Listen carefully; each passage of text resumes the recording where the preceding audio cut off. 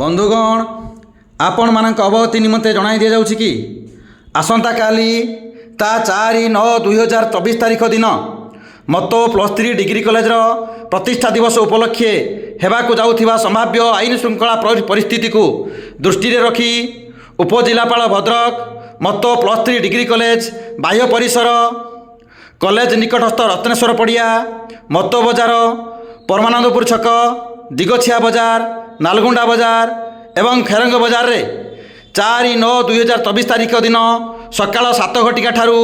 5/9/2024 तारिख दिन सकाळ 10 घटिका पर्यंत पूर्वरु थिबा धारा 144 फौजदारी कार्यविधि आईन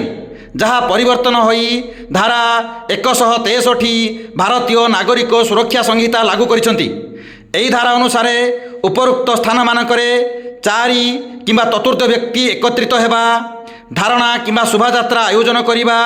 रास्ता अवरोध करिबा सभा समिति आयोजन करिबा ओ समस्त प्रकार बेआईनी कार्य करिबाकू एही आदेश अनुसार बारण करा जाउछि। एथिरे खिलाफ कले आईन अनुଯାयी कार्यानुष्ठान ग्रहण करा जिवो। चांदवाली पुलिस।